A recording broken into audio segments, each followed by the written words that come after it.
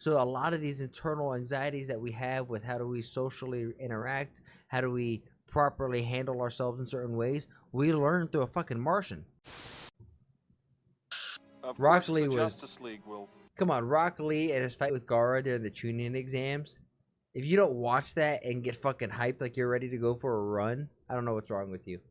Okay, so this is my pitch to you, Harsh. We're gonna watch this, and hopefully at the end of these next 15 minutes, you're gonna go and watch this show, because if you wanted to understand DC, this was the best DC project that's ever been made, and it is called Justice League Unlimited. Of course, the Justice League will pay for the damage. Hello Internet. So there's very few things I get nostalgic about, especially as I get less sentimental in my old age. There's Attack of the Clones, Spoonie reviews, and the most hard-hitting of them all, Justice League Unlimited. Buster But Gold! upon revisiting it, I didn't just get a warm, glowy feeling in my pants, but goddamn, there's actually a really nuanced story here that explores power and fear. So good.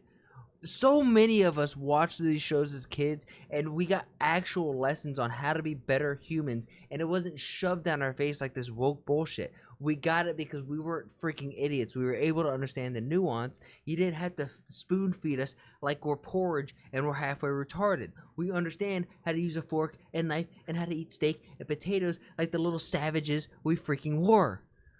It's like, holy Justice League Unlimited is about all of the most powerful people in a space watchtower overlooking the Earth with a giant space laser. They eat in cafeterias, are coordinated by the smartest people, and deploy the most powerful people too. It's an army of superheroes that's implicitly organized with the same characteristics and effort as How lit is that? an army. As a result, despite their good intentions, they've positioned themselves in a place that will potentially dissociate them from the very people they're supposed to serve. That is, until Amanda Waller arrives. In Justice League Season 2, the previous show, on a parallel Earth, Look, they even had DEI before DEI.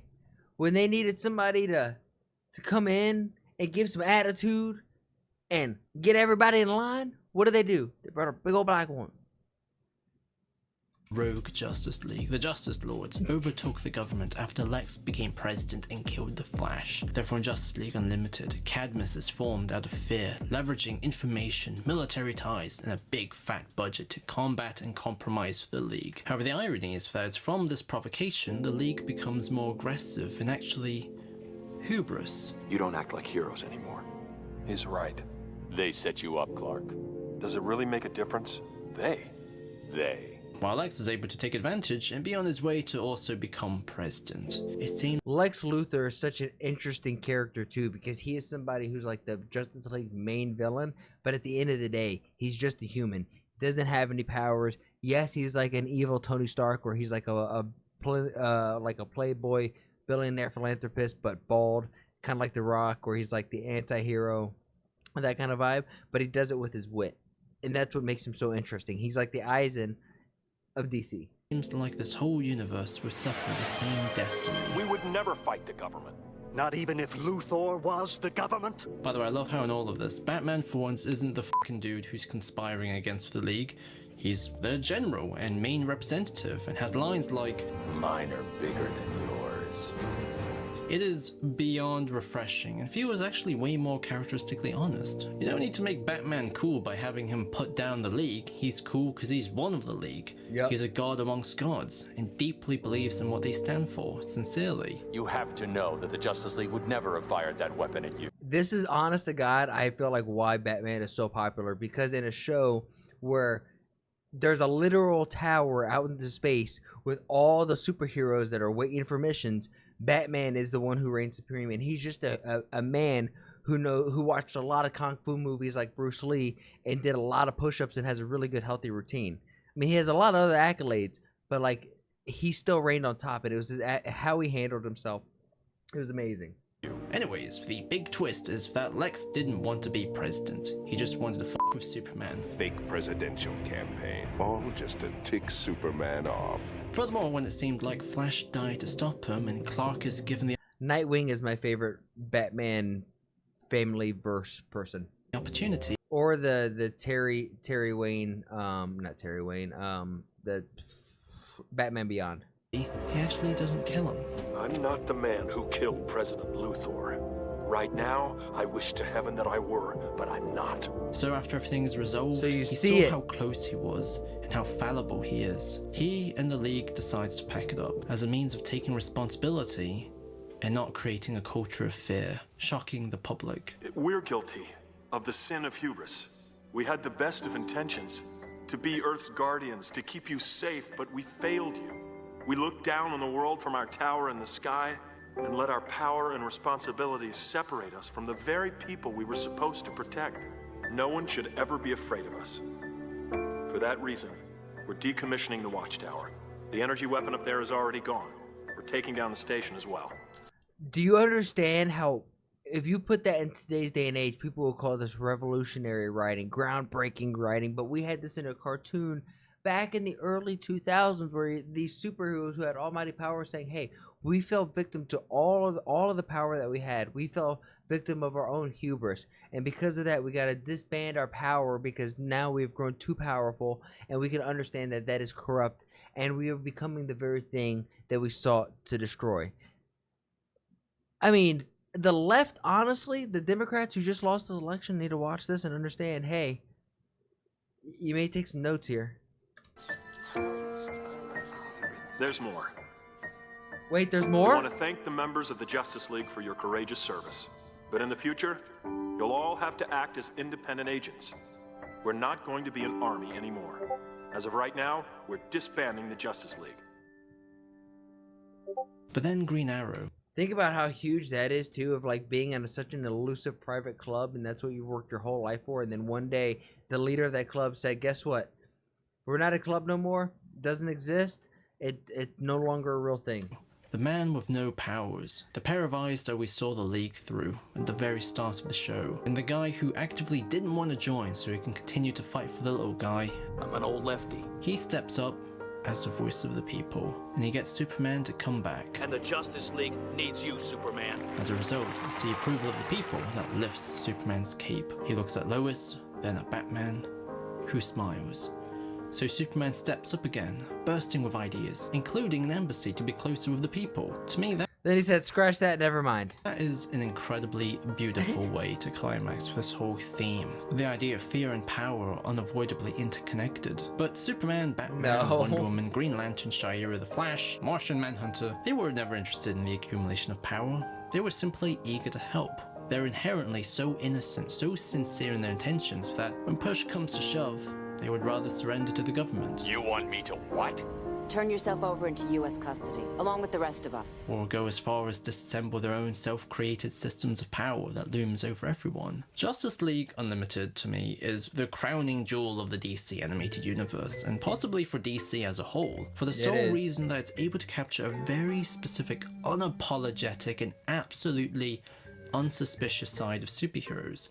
It was so bold and so proud and wasn't afraid to be authentic, and it made superheroes relatable, even with all the quirks that they had to make them super. The quirks that made them relatable made them feel like humans, even when Martian Manhunter was quite literally a Martian and he was trying to figure out how to navigate through society. So a lot of these internal anxieties that we have with how do we socially interact, how do we properly handle ourselves in certain ways, we learn through a fucking Martian. The sheer innocence and abstract optimism of them as a concept without absolutely compromising anything, because superheroes are inherently ridiculous, and that's what makes them great. As Grant Morrison once said, we live in the stories we tell ourselves. In a secular, scientific, rational culture lacking in any convincing spiritual leadership, superhero stories speak loudly and boldly to our greatest fears, deepest longings, and highest aspirations.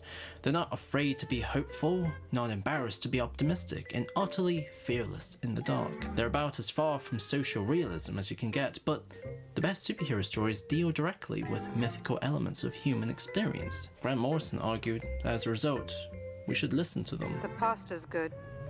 It's the sauce. However, nowadays in the current zeitgeist, it's become quite expected to scrutinize this idealism and make it workable That episode they were fighting. through a more pessimistic lens. Justice League Unlimited. Also, I saw your question earlier. I do fuck with The Boys. It does deconstruct itself with modern questions of power, politics, and fear that the genre wasn't designed to answer back in the day, but instead of having their characters fall apart, invalidated, or even compromised, they survived and became even more endearing. A head start. You're getting soft in your old age. And it's all through a combination of the show's commitment and believing in its characters so straightforwardly that you immediately follow into its wavelength. And it's also its raw enthusiasm with presenting a world where the rules of the absurdity is mundane. A hidden Am I getting? No, I have a beautiful girlfriend. city of super intelligent talking gorillas with technology far beyond anything humans have created. No. No, really. You're the ghost from the Himalayas having trouble believing this? Where instead of having the Whedonisms of characters stepping back and laughing at the corniness or the absurd, Fantastic Four. Didn't you guys chart in the 60s? it shrugs and runs with it without question and without any self-awareness. Hey yo! Don't take that and pause. No Diddy. All right. Jesus. Because the mundanity of this bricolage world, it's what makes precisely superhero world building unique. Justice League Unlimited no, is I about don't the know Justice baby League oil. rebuilding itself after the war with the Thanagarians, which destroyed their watchtower. And as they restart their operation, they open their membership to pretty much every single superhero from the DC canon, from Booster Gold to the Crimson Avenger. We can't be cowboys anymore. Or cowgirls. As a result, the show is also very much a loving show and tell that absolutely excels in generating a welcoming and warm atmosphere, and to best understand those vibes, I think it's best to compare it with its closest cohort, Young Justice. You're overwhelmed. Freeze was underwhelmed. Why? This show had the potential to be so lit. I don't even know if they ever came out with season 2, but god dang, did this show have so much potential. Isn't anyone ever just whelmed? Young Justice created a dramatic and comprehensive version of the DC universe through believable, intricate, and functional political details. United Nations Secretary General Lex Luthor is using our UN Charter to place more and more restrictions on the League. Justice League Unlimited kinda leans towards the opposite. Instead of the dramatic, it leans towards the playful, where the whole universe feels like a massive playground. Dude, as soon as you finish your drink, turn your... I don't think the other one was trying to be more serious. It just felt like it was trying to be more like an anime. This one felt very cartoon-esque, where it's still like Tom and Jerry, kind of early DC Marvel superhero vibes, while Young Justice felt like an adaptation to like something more akin to like a traditional anime. Yourself in. One where saving the universe is a casual daily occurrence. There was this... I mean, you wouldn't believe it. It almost... forget it. And the show literally ends with Batman giving the villains a 5-minute head start. 5-minute head start. 5 minutes? Are you kidding? Furthermore, often when an obscure character appears in Young Justice, like Icon, it's often because Greg Weisman and gang did their research when it came to finding someone relevant for the plot. And Icon will act as our advocate, for it seems he is familiar with intergalactic trial law. In JLU, it's because Bruce Timm and gang are just simply excited to give them attention, like The Question, Vigilante, Shining Knight. As a result, even if you don't know who anyone is, you can't help but to smile when they appear because the way they're drawn, written, and voiced are so specific that you know they're not bullshitting you. And it's that specificity that makes the water cooler moments between every single character, popular or not, so bloody infectiously charismatic. Anyway. That nails it 100%. That was everything he said and more right there. It didn't matter who. There were so many characters you didn't know who they were, but whenever they were on screen, you couldn't help but root for them. And then when they had those sweet little chitter chatters, those small talks in between friends, in between missions and whatnot, like these moments, it just made it feel so much more sincere and authentic. Hey, why are we always talking about my love life? He can hear that, too. Yes. I had no idea. Yes, Young Justice was like the Justice League, but like the kid version. Scouts were responsible for the crop circle phenomenon. What's going on between you and Diana? No dating for the Batman. It might cut into your brooding time. Here's the deal, buddy. Tell me where those guys went, and I promise to come see you in the hospital. We'll play darts. Nothing. She's a respected colleague. Uh-huh. Because It was all of those little things about like how do you handle a relationship who may be like somebody you consider like a friend in school. I mean, maybe your parents are watching this and we're thinking about like a work colleague. I don't know, but for us kids, it was like how do we handle somebody who's maybe like somebody who's like a girl in the friend group? How do we handle that? What's going on? I don't know. It's just a colleague, and you know, just all of these different things. And then the Flash is a little bit more mature looking at it now as a 30-year-old of seeing a guy who's obviously sitting at a table who has like a mental disorder, and it's like, yo, I'll come see you in the hospital. Don't worry, I will come by and I will see you. We could throw darts. You're not alone. It's okay. You're not. I mean, I might get that. That's emotional. Holy shit. I like you. I don't have time to pursue a relationship. My work is too important to allow any distractions. I still say this Clint Eastwood dishonored himself when he refused to, what was it? Play by the rules? Diana's a remarkable woman. She's a valued friend. She's... So, what are you wearing? standing right behind me, isn't she? Blue overcoat, fedora. You really stink at this. Come on, Bruce. I know. I mean, come on. It's all playful. It's so different. This is such a different time. I loved it. Burger place in Metropolis that has the best fries on the East Coast. Sir Justin, if you want to be watching stuff on my big TV with the 5.1 surround sound, you had best watch what you say about Mr. Clint Eastwood. And the milkshakes are so thick, I need... Clint Eastwood is like a cowboy a filmmaker over here, so that reference was to that. Your help. That's pretty thick. You have to eat them with a spoon. What am I doing in Africa? The Trinity itself is especially a standout. I love how Superman is a sentimental idealist, but can be careless in his anger. They came after us. We have to hit them back hard. Superman. What the beauty about Superman here is what he just said. He was ideally the perfect golden boy. No matter what situation, he wanted to do the altruistically good thing. No matter how, even if it meant turning the other cheek and not getting back at somebody. Ultimately, at the end, you know, that's not what you got to do. You know, you protect your friends, you protect your loved ones, and you do good. Batman is both an authoritative dude with a death glare, but he's also kind of awkward when it comes to being friends with his colleagues. He's not the easiest person in the world to buy birthday presents for. Wonder Woman is a charming romantic, but can hold a grudge really badly. It's a chance for us to get reacquainted, patch things up. Assuming we want to. So everyone ends up balancing each other out. Clark has big dreams. Bruce, despite being a realist, Clint Eastwood, believes in it. But you don't have to worry about the Justice League. Trust me, you know me. Yeah, I do. Diana and Bruce have an attraction, because they're like the sexiest members. You've got my number.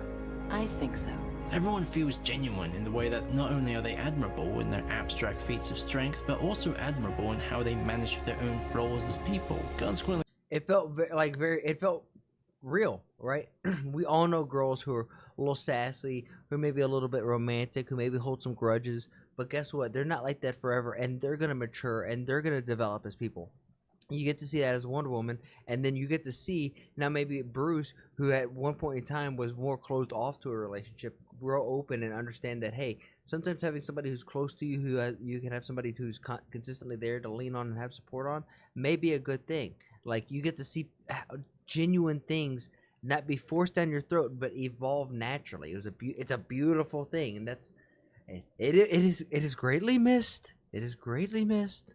This brings me back to the very fucking point of this video. Sometimes you just gotta take pride in the absurdity of the superhero genre and not lose sight of their purpose as idealistic fiction, even if it's bloody goofy. One of the functions of myths, as Joseph Campbell proposed, was to teach people how to live a model life despite circumstances, and to have a sense of awe. And upon revisiting JLU after decades, and more specifically after watching The Boys, the show really was a great, goofy reminder of this. Superheroes represent the best part of us, the ideal, optimized versions of ourselves, something to strive for. It doesn't matter if superheroes aren't believable, they're worth listening to because they speak about the best of us by displaying what that is, in the most impossible, the most purest, ridiculous, but also unembarrassed way. Beautiful.